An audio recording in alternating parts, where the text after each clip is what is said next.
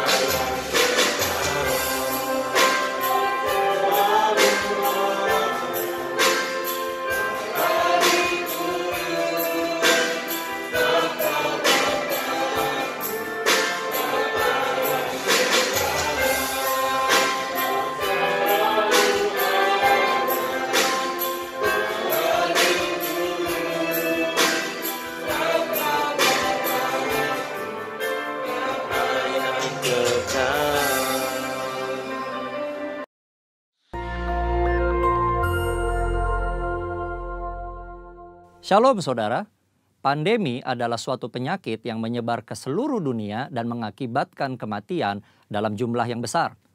Dunia pernah menghadapi beberapa pandemi dan hari-hari ini kita sedang menghadapi pandemi COVID-19.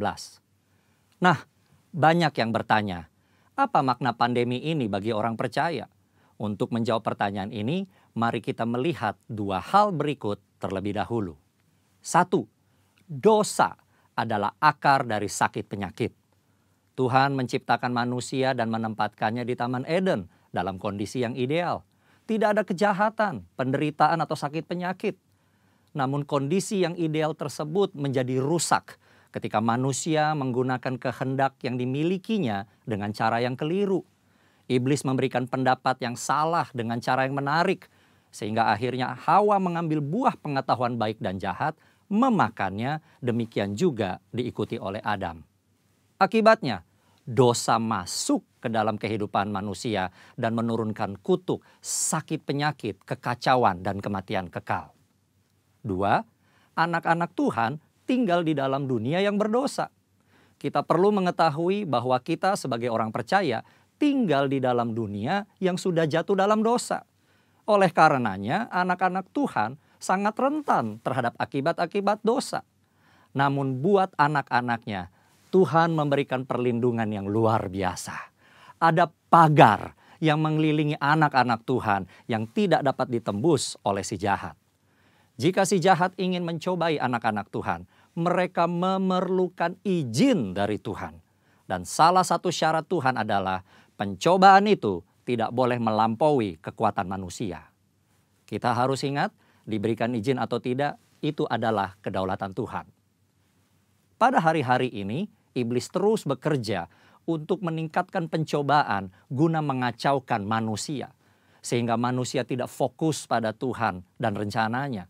Melalui berbagai hal, termasuk COVID-19, iblis bekerja membuat manusia takut, kacau, dan hanya berfokus menyelamatkan diri secara fisik. Di dalam hikmatnya yang tinggi dan tidak terselami oleh manusia, Tuhan mengizinkan virus itu ada. Nah, berdasar dua hal tersebut, kini kita akan melihat kehidupan Ayub agar mengerti makna pandemi bagi kehidupan orang percaya.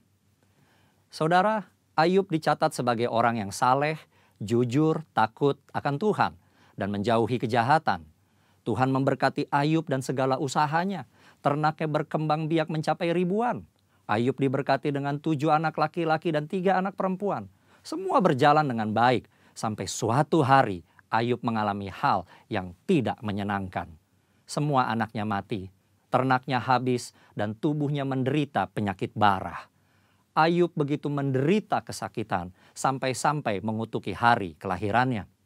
Ayub tidak tahu apa yang terjadi di hadapan Tuhan.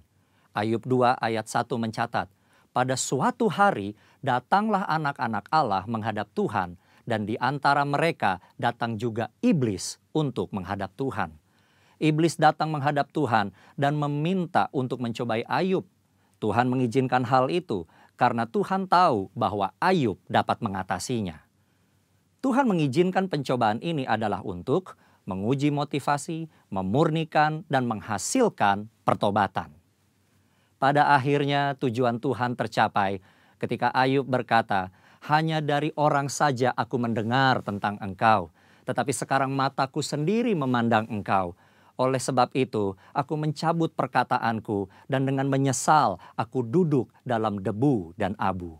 Ayub bertobat dan masuk dalam suatu dimensi rohani yang baru dalam hidupnya. Saudara, dari mempelajari apa yang dihadapi Ayub, maka ada 3 hal yang Tuhan kehendaki dari penyakit atau pandemi yang menimpa kita orang percaya. Yaitu, 1, Tuhan menghendaki kita orang percaya memiliki motivasi yang benar dalam mengiring dan melayani Tuhan. 2, Tuhan menghendaki kita orang percaya menjadi orang-orang yang murni. Jika diibaratkan emas, Tuhan tidak menghendaki emas 23 karat. Tuhan mau emas 24 karat. 3, Tuhan menghendaki kita bertobat, berbalik dari jalan-jalan yang jahat, dan bergantung hanya kepada Tuhan. Kesimpulannya, Tuhan yang kita sembah dan layani adalah penguasa yang maha tinggi. Tuhan yang berkuasa atas segala sesuatu. Tuhan memiliki banyak cara untuk membawa umatnya hidup dalam persekutuan yang indah. Pencobaan yang diizinkan oleh Tuhan ada dalam pertimbangan hikmat Tuhan yang sungguh alangkah dalamnya. Tuhan pasti akan memberikan jalan keluar dari pencobaan tersebut. Dan pada akhirnya kita semua masuk ke dalam dimensi yang baru. Tuhan Yesus memberkati. Amin.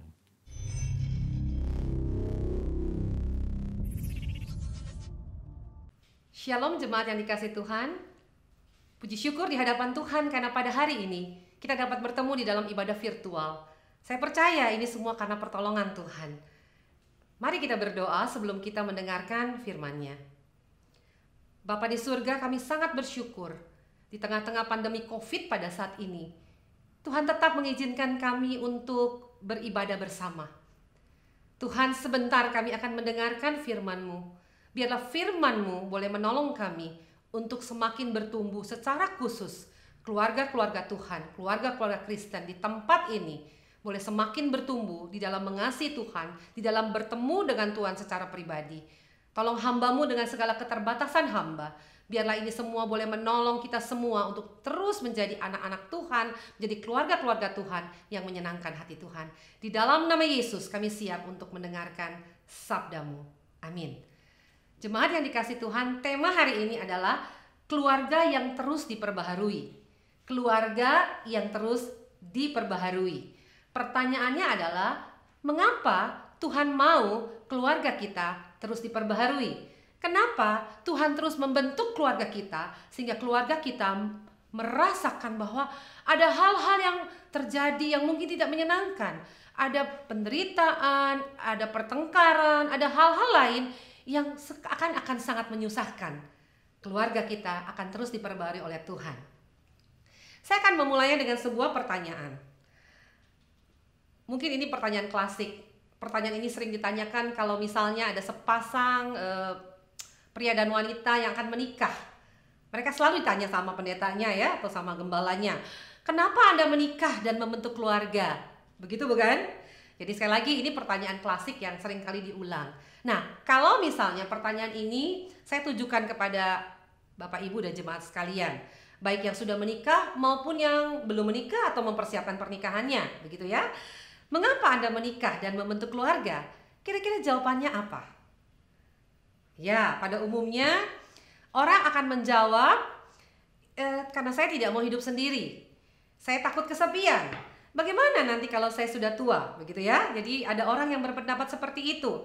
Itu adalah alasan-alasan yang seringkali menjadi alasan yang secara umum kenapa orang membentuk keluarga. Atau juga ada orang yang berkata, ya sudah waktunya menikah dong. Usia saya sudah 30 misalnya ya. Jadi harus menikah. Permintaan orang tua, pandangan masyarakat pada umumnya bahwa pernikahan harus terjadi di usia-usia tertentu, atau pada umumnya orang berpikir ya memang semua orang harus menikah pada akhirnya begitu. Nah, atau ada orang yang berkata ini lebih rohani biasanya ya. Kenapa sih menikah? Kenapa sih membentuk sebuah keluarga? Menjawab begini, iya dong, kan Alkitab bilang tidak baik kalau manusia seorang diri saja begitu. Jadi itu alasan kenapa saya harus menikah dan membentuk keluarga. Dan sebagian besar berkata supaya punya keturunan. Kalau nggak punya keturunan, bagaimana nanti? Nah, Bapak Ibu, itu alasan-alasan yang begitu umum biasanya ketika orang ditanya mengapa harus menikah dan membentuk keluarga. Nah, kalau pertanyaan ini saya ajukan kembali, tetapi saya sedikit ubah kalimatnya. Mengapa Tuhan mau Anda menikah dan membentuk keluarga? Sekali lagi ya, Bapak Ibu ya, jemaat yang dikasihi Tuhan. Mengapa Tuhan mau Anda menikah dan membentuk keluarga? Kira-kira jawabannya apa? Apakah jawaban-jawaban yang tadi menjadi jawaban Anda? Karena tidak baik manusia hidup seorang diri, karena supaya saya punya keturunan, karena saya nggak mau sendirian, nanti kesepian, masa jomblo terus begitu. Atau apa ya Bapak Ibu? Ini sebenarnya pertanyaan yang mendasar. Kenapa Tuhan mau Anda menikah dan membentuk keluarga? Nah, apa hubungannya pertanyaan ini dengan tema kita hari ini? Jangan lupa, tema kita hari ini adalah keluarga yang terus diperbaharui. Tadi di awal saya sudah ingatkan bahwa ketika Tuhan mengizinkan kita diperbaharui keluarganya, mungkin ada hal-hal yang tidak enak terjadi. Ya, saya berpikir begini, untuk memperbaharui sesuatu itu perlu sebuah proses. Betul ya? Sesuatu yang lama tetapi diubah menjadi baru, itu kan perlu proses. Contohlah misalnya, kalau kita mau mengubah misalnya sebentuk mutiara, itu kan mutiaranya sudah ada, tetapi ingin diubah menjadi mutiara yang kelasnya lebih tinggi, lebih mahal, pasti ada proses pembentukan bukan? Harus digosok, harus dikikir, harus dibuat indah. Kan nggak enak tuh, sakit tuh. Nah, jadi pertanyaannya, kenapa Tuhan mau kita membentuk keluarga? Ini dia jawabannya Bapak Ibu. Yang pertama adalah Tuhan punya tujuan khusus bagi keluarga kita. Ini jawaban yang sangat mendasar. Saya akan bacakan ayatnya. Tadi saya sudah sebut sedikit loh ayatnya. Di dalam Kejadian pasal 2 ayat 18. Tuhan Allah berfirman, tidak baik kalau manusia itu seorang diri saja. Aku akan menjadikan penolong baginya yang sepadan dengan dia.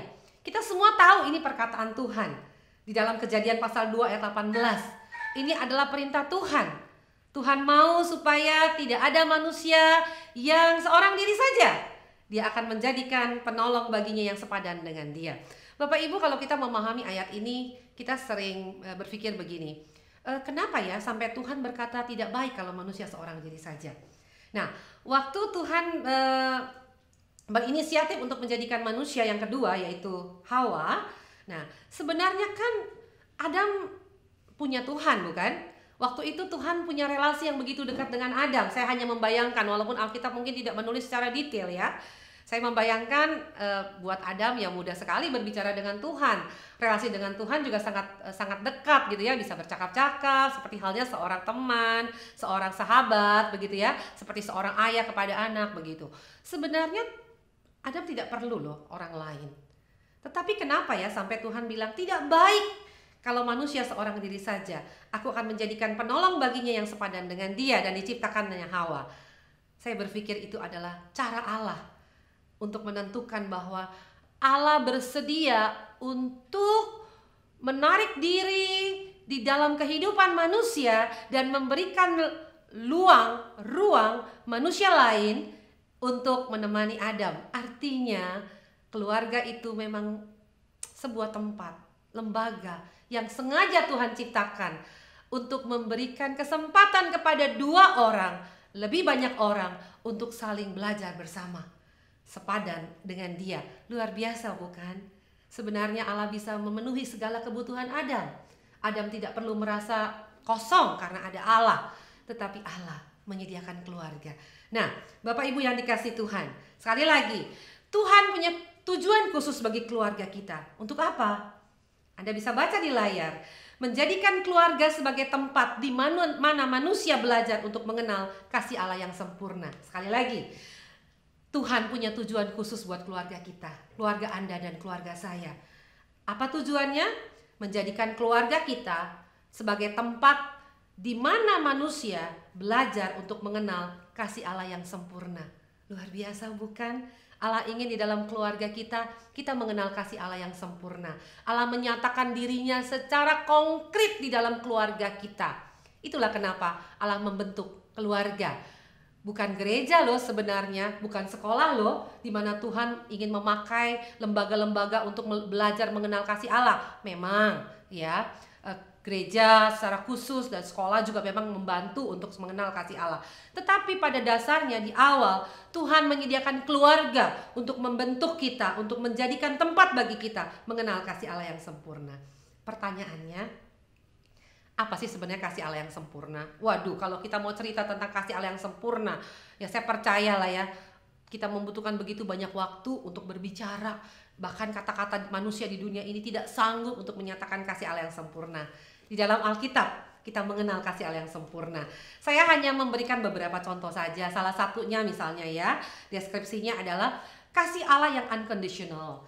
Kasih Allah yang tidak bersyarat, itu adalah kasih Allah yang sempurna. Kasih Allah yang mengampuni, kasih Allah yang berkorban, kasih Allah yang setia. Nah, Anda silahkan tambahkan lagi, bagaimana Anda menikmati kasih Allah yang sempurna itu. Nah, Bapak Ibu, tadi saya katakan, keluarga adalah tempat di mana Tuhan mau kita belajar mengenai kasih Allah yang sempurna. Saya kasih contoh ya, keterbatasan waktu memang membuat kita tidak bisa terlalu detail di dalam menjabarkan satu persatu. Saya kasih contoh lah misalnya. Yang pertama adalah kasih Allah yang unconditional love atau yang tidak bersyarat. Nah, kita mengenal bahwa Allah kita mengasihi kita adalah bukan karena siapa kita, bukan karena kita baik, bukan karena kita sempurna. Ya, saya membaca ayat dalam Roma pasal 5 ayat 6. Ayat itu mengatakan, Paulus menuliskannya buat jemaat Roma pada saat itu dan untuk kita pada hari ini adalah karena waktu kita masih lemah, Kristus telah mati untuk kita orang-orang durhaka pada waktu yang ditentukan oleh Allah. Ayat ini mengatakan ketika kita masih lemah, ketika kita masih hidup dalam dosa, ketika kita tidak sempurna, ketika kita tidak layak dikasihi, Yesus sudah mengasihi kita, Yesus sudah mati untuk kita. Ini kasih Allah yang sempurna. Nah, bagaimana keluarga bisa menyadari kasih Allah yang sempurna? Keluarga, anggota keluarga kita, siapa saja? Suami, istri, anak-anak, ya itu keluarga inti. Kalau Anda mau besarkan ya keluarga-keluarga Anda yang lain, papa mama kita, ya bahkan pembantu rumah tangga kita, seisi rumah kita, begitu ya.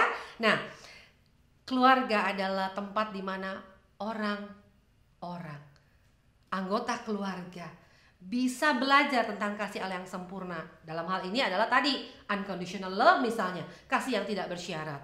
Umumnya apa sih yang diajarkan dunia pada saat ini pada kita? Orang yang dikasih adalah orang yang harus apa? Harus baik, bukan? Harus pintar gitu ya, harus sempurna, harus baik sama kita. Itu yang diajarkan dunia oleh dunia kepada kita. Tetapi bagaimana keluarga membentuk itu? Contoh lah misalnya, yang seringkali membuat kita kesal kalau papa mama biasanya anak ya. Kadang-kadang anak suka bertingkah sesuatu yang membuat kita, aduh rasanya kita sudah sayang dia luar biasa, kita sudah bela dia gitu ya, kita sudah berkorban banyak, tetapi di dalam sikap hidupnya seringkali dia menyakiti hati kita. Nah, bagaimana anak belajar unconditional love dari orang tuanya? Dia akan belajar bahwa di dalam kondisi dia nakal, dia menyebalkan, dia buat kita kesal begitu ya, dia membuat kita menjadi sakit hati, tetapi sebagai orang tua kita tetap mengasihi dia, bukan?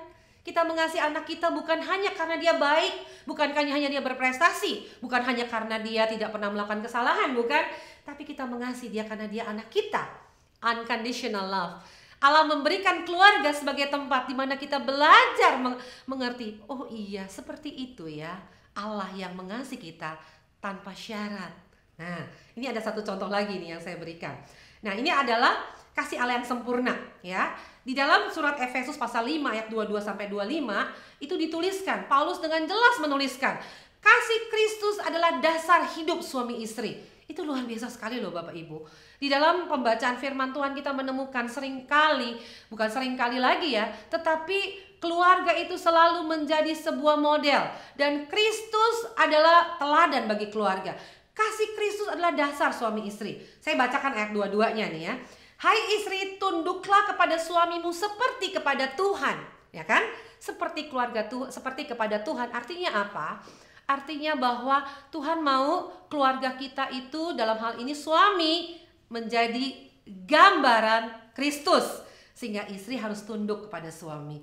Mungkin kita bilang gak enak ya istri yang tunduk pada suami, repot. Iya kalau suaminya layak. Nah begitu ya.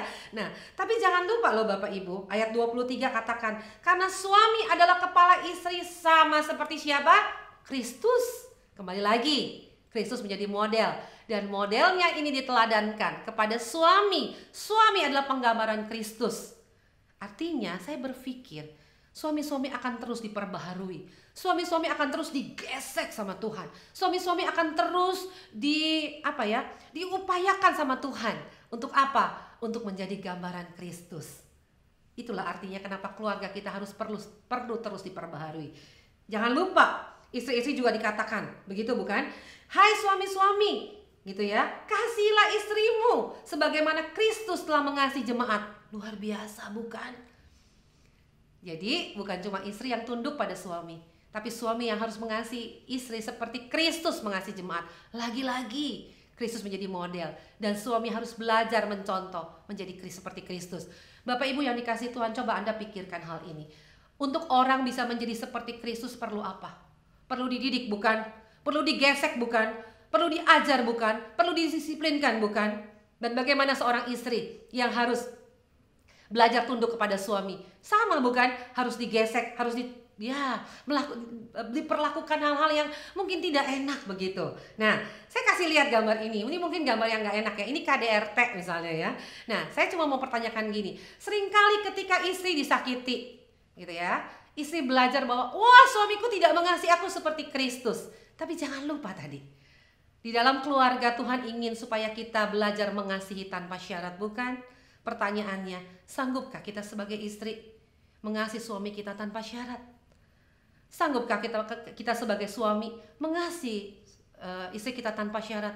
Sanggupkah kita sebagai anak mengasihi orang tua kita tanpa syarat? Sebaliknya, mampukah kita sebagai orang tua kita mengasihi anak-anak kita tanpa syarat seperti Kristus? Ini kalau mau bicara soal mengasihi tanpa syarat. Yang lain, tentu saja banyak. Tadi sudah disebutkan, kasih yang mengampuni, ya, kasih yang memberi, kasih yang rela berkorban. Bukankah kita belajar tentang Kristus di dalam keluarga kita? Dan anak-anak kita melihat teladan papa mama sebagai teladan Kristus yang mengasihi. Anak-anak kita belajar tentang konsep pernikahan dari siapa? Dari papa mama. Dia belajar konsep bagaimana istri menghargai suami dari siapa? Dari ibu mereka, yang belajar tunduk kepada suami, kepada ayah mereka, sebagaimana jemaat tunduk kepada Kristus. Dan mereka belajar bagaimana seorang suami, seorang ayah mengasihi istrinya seperti Kristus mengasihi jemaat. Dari siapa? Dari papanya. Bagaimana dia melihat papa mencintai mama, mama juga mencintai papanya dan tunduk kepada papanya. Luar biasa bukan? Tuhan menyediakan keluarga untuk belajar bagaimana kita mengasihi Tuhan dan belajar bagaimana kita hidup seperti dengan Kristus. Yang kedua, ini sebagai yang terakhir, Tuhan juga punya tujuan khusus bagi keluarga kita. Untuk apa? Menjadikan keluarga sebagai tempat di mana manusia mendapat pendidikan terbaik. Tadi saya katakan, sebenarnya Tuhan tidak merencanakan sekolah untuk menjadi tempat mendidik manusia yang terbaik, tetapi keluargalah yang dipakai Tuhan untuk mendidik manusia yang terbaik. Di dalam pendidikan perlu apa? Perlu gesekan, perlu pelatihan, perlu pendisiplinan, bukan? Itulah mengapa tadi saya katakan tema hari ini adalah Tuhan ingin keluarga kita terus-menerus diperbaharui. Firman Tuhan mengatakan bahwa apa yang kuperintahkan kepadamu pada hari ini haruslah engkau perhatikan.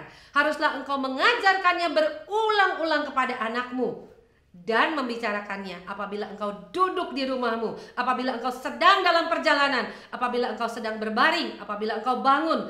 Haruslah juga engkau mengikatkannya sebagai tanda pada tanganmu, dan haruslah itu menjadi lambang di dahimu, dan haruslah engkau menuliskannya pada tiang pintu rumahmu dan pada pintu gerbangmu. Ulangan pasal 5 ayat 6 sampai ayat 9. Bapak Ibu, ini perintah Tuhan. Keluarga Anda, keluarga saya adalah tempat di mana anak-anak dan seluruh anggota keluarganya belajar tentang mengasihi Tuhan. Jadi, mengapa Tuhan ingin keluarga kita terus diperbarui? Yang pertama, supaya keluarga kita berfungsi sebagai keluarga yang sesuai dengan tujuan Allah. Bukan sekedar untuk punya keturunan, tetapi berfungsi sebagai keluarga dengan tujuan Allah. Yang kedua, menjadi tempat di mana kita dapat mengenal kasih Allah yang sempurna itu melalui teladan papa, mama, dan seluruh anggota keluarga. Dan terakhir, menjadi tempat di mana kita mendapat pendidikan yang benar agar kita mengenal Allah kita. Kita berdoa. Kami bersyukur Tuhan Yesus untuk firman-Mu yang begitu tegas mengatakan kepada kami bahwa pernikahan kami, keluarga kami adalah tempat yang Tuhan sediakan agar kami bertumbuh mengenal Engkau, mengenal kasih-Mu, dan belajar untuk terus mengasihi Tuhan. Engkau terus memberikan pembaharuan demi pembaharuan dengan berbagai gesekan, pertengkaran, hal-hal yang berbeda satu sama lain untuk saling membentuk kami agar kami menjadi semakin sempurna dalam Tuhan. Di dalam nama Yesus kami berdoa. Amin.